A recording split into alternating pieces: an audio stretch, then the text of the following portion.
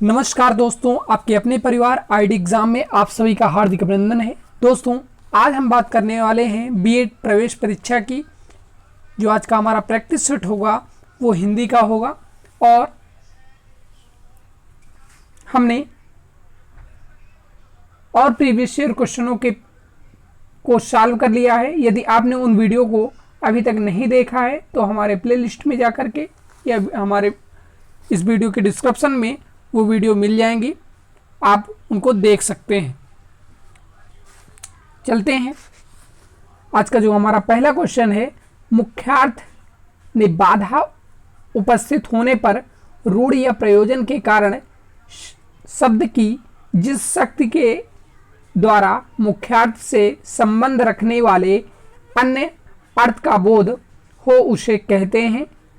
क्या कहते हैं भाई? आपके पास ऑप्शन दिए हैं।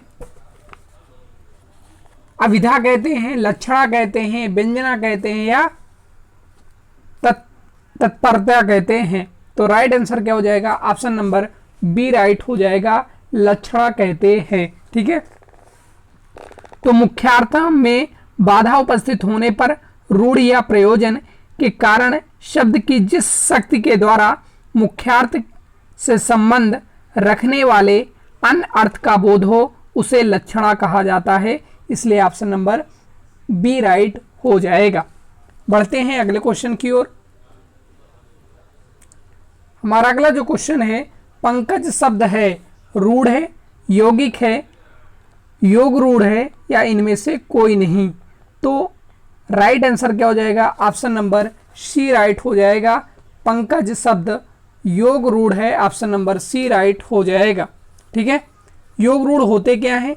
वे शब्द जो यौगिक तो होते तो हैं, वे शब्द जो यौगिक तो हैं किंतु समान अर्थ को प्रकट न कर किसी विशेष अर्थ को प्रकट करते हैं, योग रूढ़ शब्द कहलाते हैं। जैसे पंकज, तो पंक धन कज, कीचड़ में उत्पन्न होने वाला। ठीक है, चलते हैं अगले क्वेश्चन की ओर। हमारा अगला जो क्वेश्चन है, वर्ण वृत्त वर्णिक छंद में प्रत्येक गण में कितने अक्षर होते हैं? एक होते हैं, दो होते हैं, तीन होते हैं या चार होते हैं। तो राइट आंसर क्या हो जाएगा? ऑप्शन नंबर सी राइट हो जाएगा, तीन होते हैं। यानी कि वर्णिक छंद में प्रत्येक गण में तीन आधार होते हैं।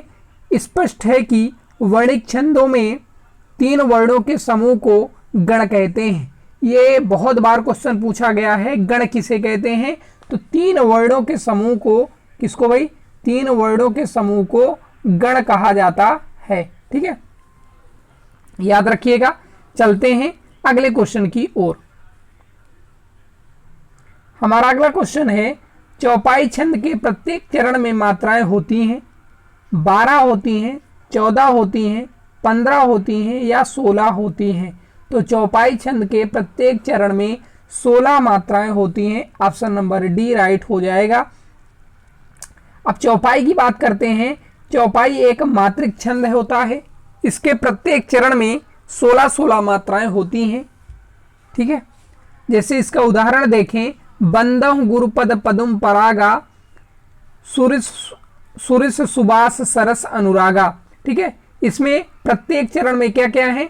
16-16 मात्राएं हैं। तो यहां पर चौपाई छंद हो जाएगा। बढ़ते हैं अगले क्वेश्चन की ओर। हमारा अगला जो क्वेश्चन है, अनुप्रास अलंकार है, शब्दालंकार है, अर्थालंकार है, उभयालंकार है या ये सभी।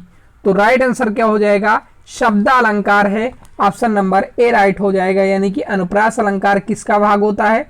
शब्दालंकार का भाग होता है। ठीक है, अलंकार के मुख्यतः भेद कितने होते हैं?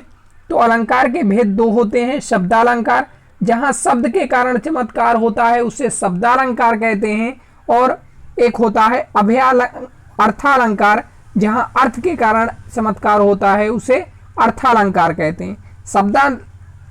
शब्दालंकार के अंतर्गत अनुप्रास आता है, यमक आता है, श्लेष आता है, वक्रोक्ति आता है। ये सभी अलंकार किसमें आते हैं? शब्दालंकार में आते हैं। अर्थालंकार की अगर हम बात करते हैं तो अर्थालंकार में रूपक, उत्प्रेक्षा, अतिशयोक्ति, उपमा, ये सभी किसमें आते हैं? अर्थालंकार में आते हैं। याद रखिएगा, मानवीकरण अलंकार ये सभी अर्थालंकार के अंतर्गत आते हैं। बढ़ते हैं अगले क्वेश्चन की ओर। हमारा अगला जो क्वेश्चन है 56 से 57 तक, मुद्रित वाक्यांश के भाव को सही शब्द में व्यक्त करने वाले विकल्प को चुनिए। तो आपके पास क्वेश्चन है, सिर पर धारण करने योग्य पगड़ी कहलाता है, सिरशास्त्राण कहलाता है, शिरोमणि कहलाता है, या सिरोधार कहलाता है। तो सिर पर धारण करने योग्य सिरोधार कहलाता है। ऑप्शन नंबर डी राइट हो जाएगा। बढ़ते हैं अगले क्वेश्चन की ओर। हमारा अगला क्वेश्चन है, शक्ति का उपासक है। शक्ति का उपासक कौन है भाई? आपके पास ऑप्शन दिए हैं, पुजारी, शाक्त, वैष्णव या अघोरी। तो राइट आंसर क्या हो जाएगा? शक्ति का उपासक शाक्त कहलाता है। ऑप्शन नंबर बी राइट हो जाएगा। यानी कि शक्ति का उपासक क्या कहलाता है? शाक्त कहलाता है। बढ़ते हैं अगले क्वेश्चन की ओर। हमारा अगला जो क्वेश्चन है, अवधि का संबंध है। अवधि का संबंध किससे है भाई?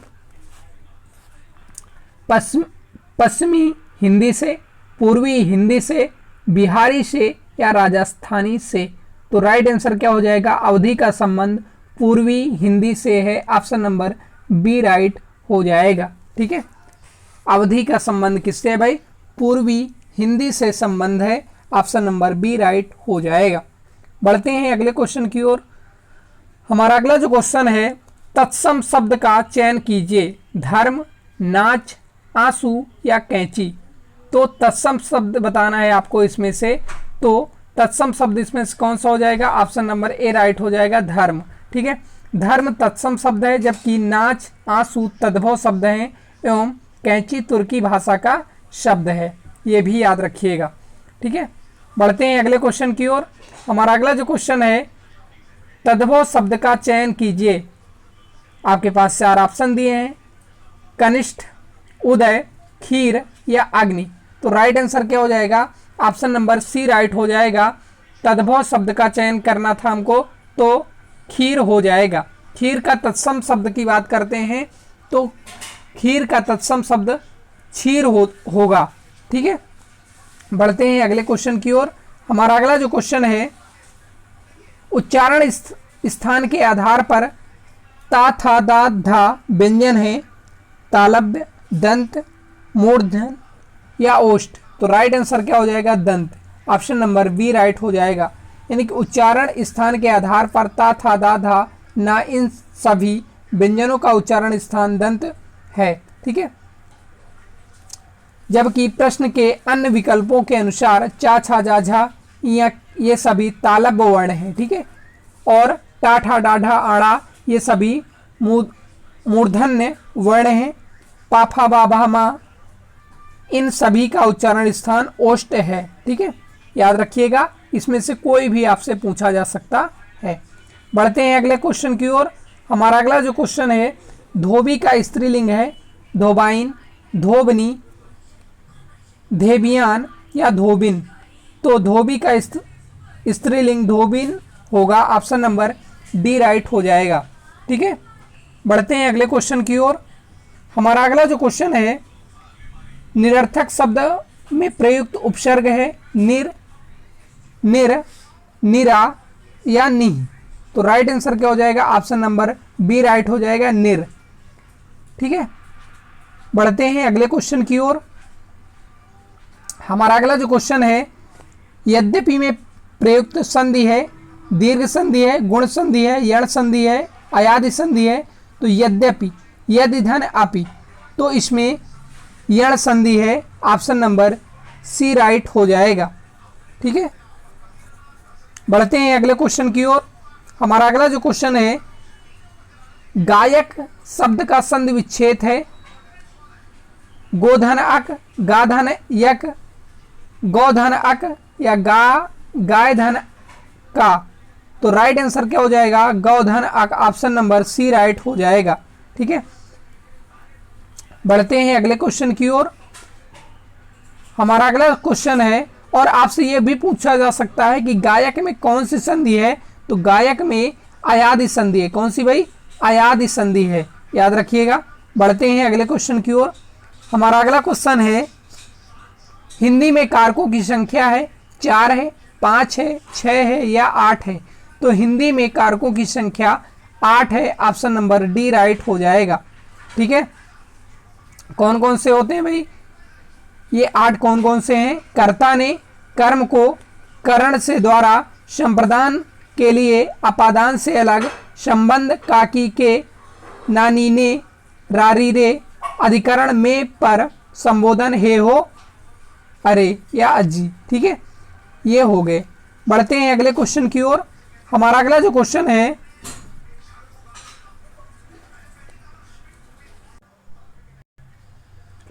वाक्य को पढ़ते अथवा बोलते समय बहुत थोड़ा रुकने के लिए किस चिन्ह का प्रयोग किया जाता है? अल्प विराम का, अर्ध विराम का, पूर्ण विराम का या कोष्टक चिन्ह का? तो राइट आंसर क्या हो जाएगा? ऑप्शन नंबर ए राइट हो जाएगा, अल्प विराम का। ठीक है, ऑप्शन नंबर ए राइट हो जाएगा, अल्प विराम का। यानी कि वाक्य को पढ़ते अथवा बोलते समय बहुत थोड़ा रुकने के लिए अल्प विराम चिन्ह का प्रयोग किया जाता है। जैसे मोहन अल्पविराम जरा बाजार चले जाना, सोहन जरा मेरे पास आना। तो सोहन के बाद अल्पविराम लगा दिया हमने। ठीक है, चलते हैं अगले क्वेश्चन की ओर। हमारा अगला जो क्वेश्चन है, दो निकटवर्ती वर्णों के परस्पर मेल से जो विकार होता है उसे कहते हैं, क्या कहते हैं भाई? समास कहते हैं, शब्द शक्ति कहते हैं, वाक्य कहते हैं या संधि कहते हैं। तो दो निकटवर्ती वर्णों के परस्पर मेल से जो विकार होता है उसे क्या कहा जाता है? संधि कहा जाता है। ऑप्शन नंबर डी राइट हो जाएगा। यानी कि दो निकटवर्ती वर्णों के परस्पर मेल से जो विकार उत्पन्न होता है उसे संधि कहा जाता है। ठीक है, जैसे विद्यालय, विद्याधन, आलय।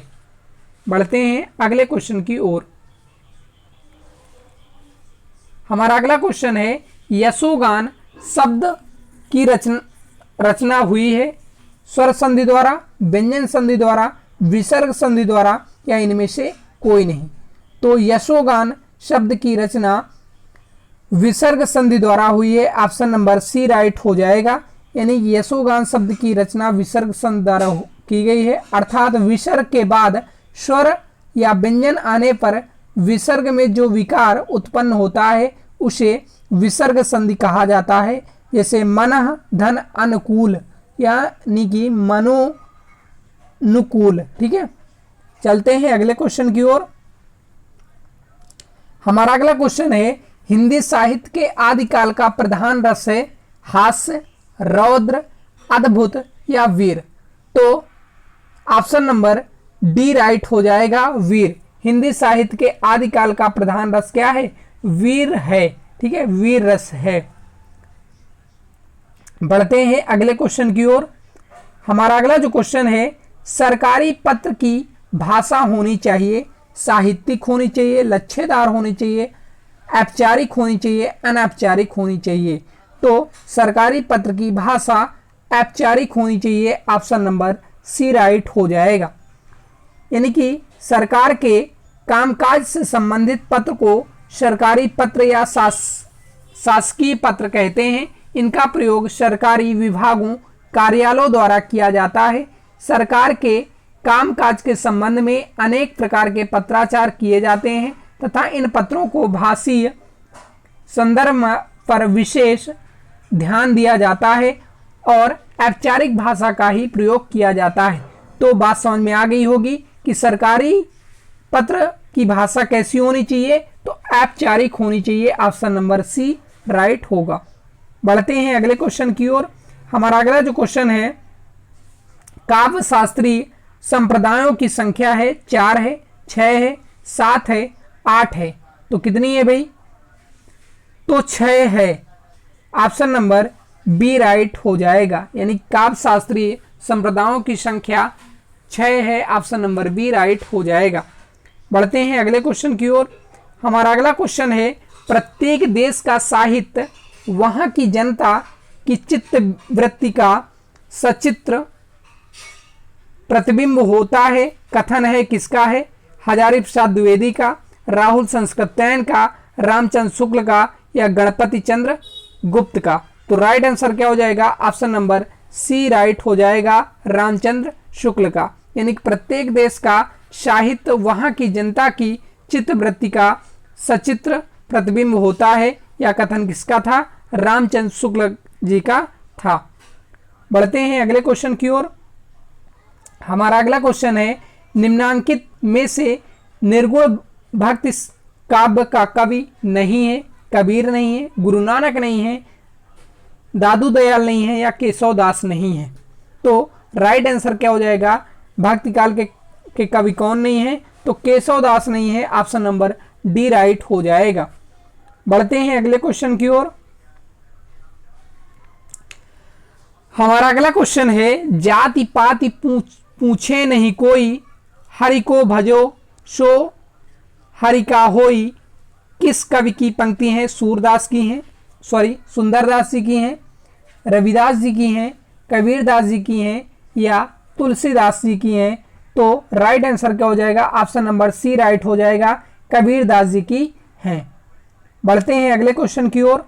हमारा अगला क्वेश्चन है, हिंदी साहित्य के इतिहास में स्वर्ण युग की उपाधि से विभूषित काल कौन सा है? यानी कि किस काल को स्वर्ण काल कहा जाता है?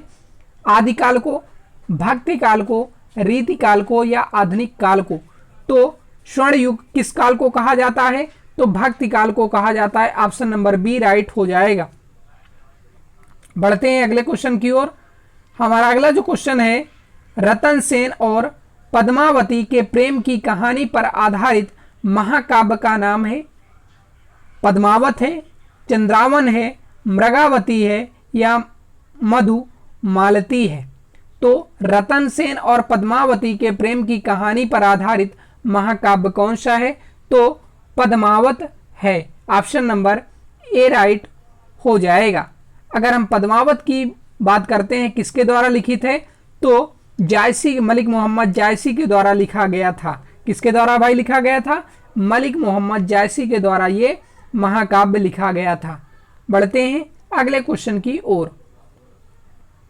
हमारा अगला क्वेश्चन है, धूमिल गायों का निवास स्थान है, गोफत है, संध्या और रात के बीच का समय है, धूल में भरा हुआ?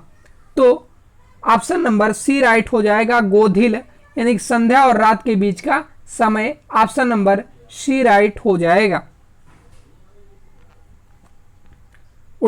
चलते हैं अगले क्वेश्चन की ओर।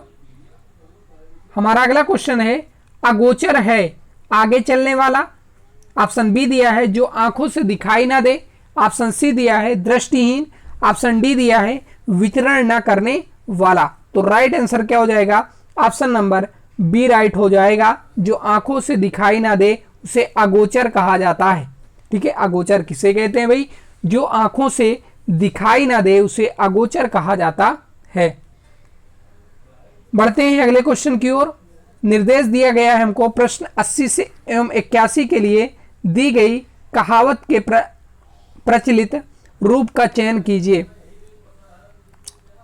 दिए हैं आपको, भजन करते समय कपास काटने लगे, ऑप्शन बी दिया है ईश्वर भजन को कपास ले जाना, ऑप्शन सी दिया है आए थे हरि भजन को ओटन लगे कपास, ऑप्शन डी दिया है ईश्वर भजे सो कपास ओटे। तो राइट आंसर क्या हो जाएगा? ऑप्शन नंबर सी राइट हो जाएगा, आए थे हरि भजन को लोटन लगे कपास। ठीक है, ओटन लगे कपास, ऑप्शन नंबर सी राइट हो जाएगा। बढ़ते हैं अगले क्वेश्चन की ओर। हमारा अगला क्वेश्चन है, कहाँ राजा भोज कहाँ गंगू तेली, जहां राजा भोज वहां गंगू तेली, ऑप्शन सी दिया है जहां राजा भोज वहां कैसे जाए गंगू तेली, ऑप्शन डी दिया है राजा भोज के सामने क्या बेचे गंगू तेली। तो इसमें से राइट आंसर क्या हो जाएगा? ऑप्शन नंबर ए राइट हो जाएगा, कहाँ राजा भोज कहाँ गंगू तेली, ऑप्शन नंबर ए राइट हो जाएगा। बढ़ते हैं अगले क्वेश्चन की ओर। इसमें अब 82 एवं 83 के लिए दिया है कि दी गई लोकोक्तियों का चयन किए दिए गए विकल्पों में से कीजिए। अब क्या दिया है, तेते पांव पसारिए जेती लंबी सोर।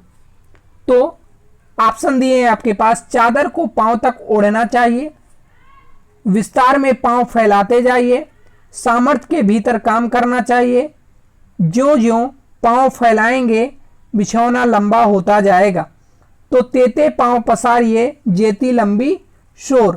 तो क्या हो जाएगा, ऑप्शन नंबर सी राइट हो जाएगा, सामर्थ्य के भीतर काम करना चाहिए, यानी कि जितनी आपकी सामर्थ्य हो उसके अनुसार कार्य को आपको करना चाहिए। ठीक है, बढ़ते हैं अगले क्वेश्चन की ओर। हमारा अगला क्वेश्चन है,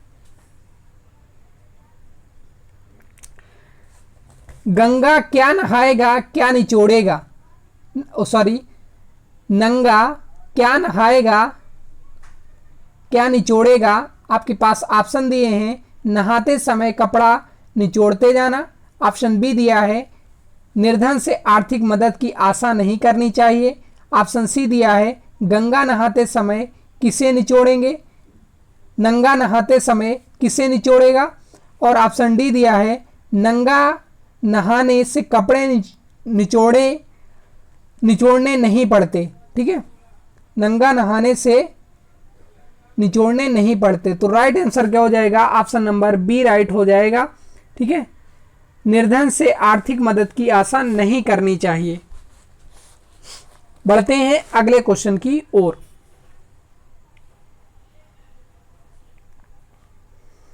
हमारा अगला जो क्वेश्चन है 84 से 85 के लिए, प्रत्येक मुहावरे के अर्थ के 4 विकल्प दिए गए हैं, इनमें से उचित विकल्प का चयन करें। घी के चिराग जलाना, घी के चिराग जलाना मतलब क्या होगा भाई, घी के दिए जलाना, घी के दिए उससे उजाला करना, घी से हवन करना, वातावरण को सुगंधित बनाना या खुशी मनाना। तो राइट आंसर क्या हो जाएगा, ऑप्शन नंबर डी राइट हो जाएगा, खुशी मनाना। घी के चिराग जलाना यानी कि खुशी मनाना, ऑप्शन नंबर डी राइट हो जाएगा। बढ़ते हैं अगले क्वेश्चन की ओर। हमारा अगला क्वेश्चन है 9 2 11 होना। आपके पास ऑप्शन दिए हैं, वृद्धि को प्राप्त होना, भाग जाना, 9 में 2 जोड़ने पर 11 हो जाता है, ऑप्शन डी दिया है किसी काम ना आना। ठीक है, तो 9 2 11 हो जाना का मतलब क्या होता है, भाग जाना, ऑप्शन नंबर बी राइट हो जाएगा। बढ़ते हैं अगले क्वेश्चन की ओर। हमारा अगला क्वेश्चन है, निम्नलिखित में से शुद्ध वर्तनी नहीं है, श्रृंगार, खंडन, पुण्य या मंदित। तो राइट आंसर क्या हो जाएगा, ऑप्शन नंबर ए राइट हो जाएगा, श्रृंगार। ठीक है, बढ़ते हैं अगले क्वेश्चन की ओर। हमारा अगला जो क्वेश्चन है, निम्नलिखित में से शुद्ध वर्तनी है, तो इसको तो आप देखकर ही बता पाएंगे। वार्डमय, वार्डमय, सभी में वार्डमय लिखा है लेकिन थोड़ी थोड़ी गलतियां हैं, तो right answer option number A right हो जाएगा। ठीक है, कैसे लिखेंगे, वार्डमय,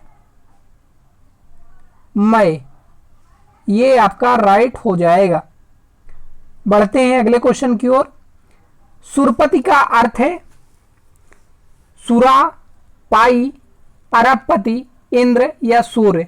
तो सुरपति का अर्थ क्या होगा, ऑप्शन नंबर सी राइट हो जाएगा, इंद्र। ठीक है, बढ़ते हैं अगले क्वेश्चन की ओर। हमारा अगला क्वेश्चन है, चतुरानन शब्द का अर्थ नहीं है, प्रजापति, इंद्र, विधाता या चालाक।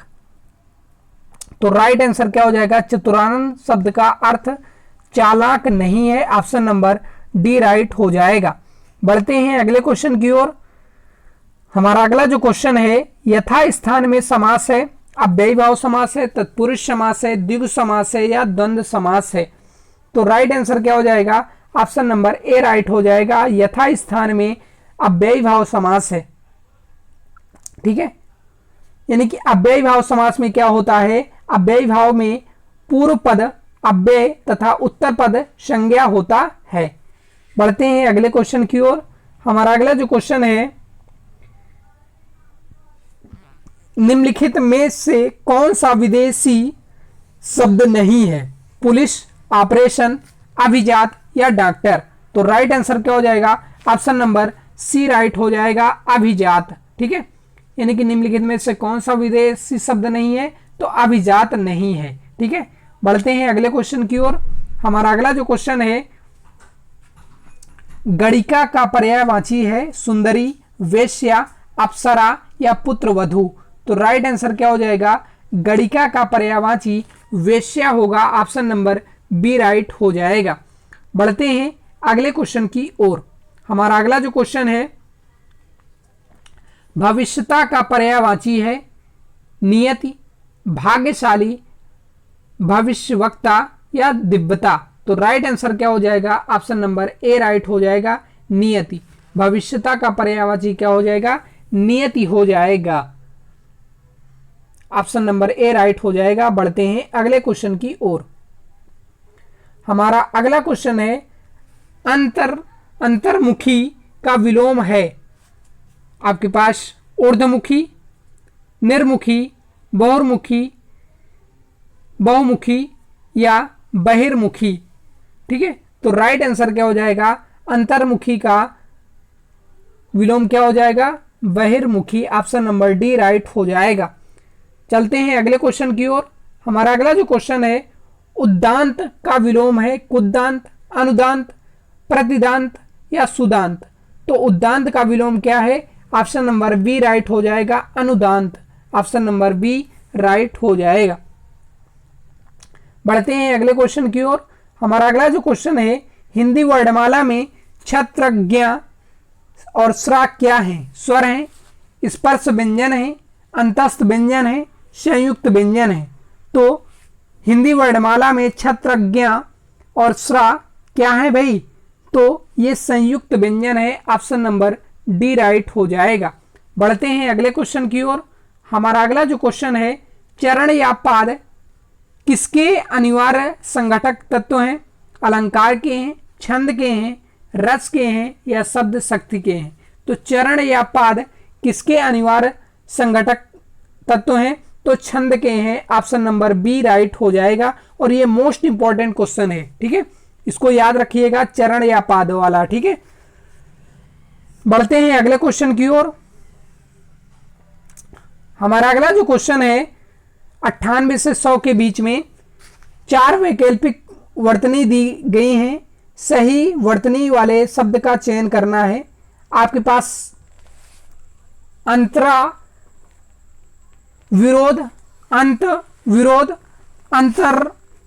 अंत विरोध और इनमें से कोई नहीं। तो राइट आंसर क्या हो जाएगा, ऑप्शन नंबर सी राइट हो जाएगा, अंत विरोध, अंतर विरोध। ठीक है, बढ़ते हैं अगले क्वेश्चन की ओर। हमारा अगला क्वेश्चन है, प्रतिनिधायन, प्रतिनिधायन, प्रतिनिधियन या परित निधान। तो इसमें से कौन सा शुद्ध है भाई, तो ऑप्शन नंबर सी शुद्ध है, प्रतिनिधियन।